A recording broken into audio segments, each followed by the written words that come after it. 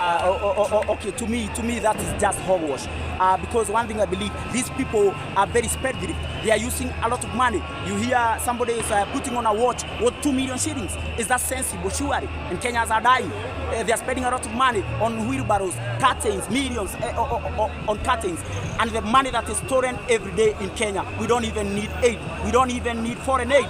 We can be self-sustainable if we can only oppose this and expose these corrupt leaders who are in power. And it's so sad that we are expecting people like Moses Kuria, you are saying, to come and become our saviors. These are the people who have created these problems. Politicians create problems so that they can come and present themselves as saviors, but they are liars. What is your message to other Kenyans who are at the diaspora, as we guys, as Kenyans currently are fighting reject that is finance bill? What is your message to the people at the diaspora? What I'm saying to the people in diaspora and everywhere, let's stand up for Africa. I think it's time for Africa to have one voice. In fact, Africa has gone through so much in the hands of foreign nations and other Western or developed nations.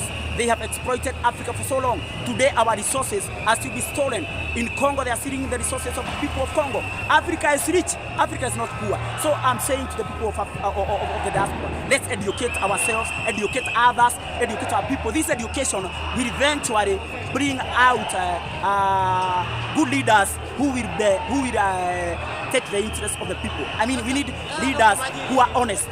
Honesty is what we lack in this Africa. Young life were lost during this battle where the Gen Zs are fighting for, that is reject, that is finance bill. Currently you're carrying the late, that is the picture of the late, that is Rex. Yeah. What message do you have about this? My message is that police killing, extrajudicial killing have got no place in the Kenya of today, in the society of today, in the Africa of today, and even in the world of today. Police killing in Kenya, and that's why I'm saying we must have a deep debate that will arouse the minds of our people. Police killings in Kenya are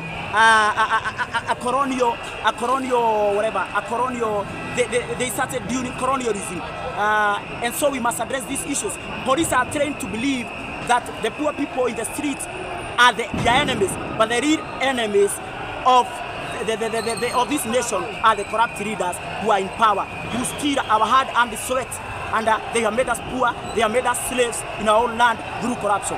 That is very wrong. Very wrong. They should be ashamed, very much ashamed of themselves. What is your message to the President of the Republic of Kenya? To the President of Kenya, I'll say this. Can you please resign honorably? Because these people will get you out.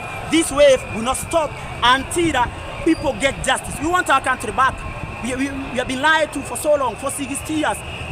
Politics of Kenya has always been about individuals, not about issues. It's time we talk about issues. So let these people get out of power. And let's not think that they cannot. We can get them out of power through people's power. Yeah, it's our power. We have delegated the power to them, and so we can take the power back. Power must return to the people where it came from. Thank you.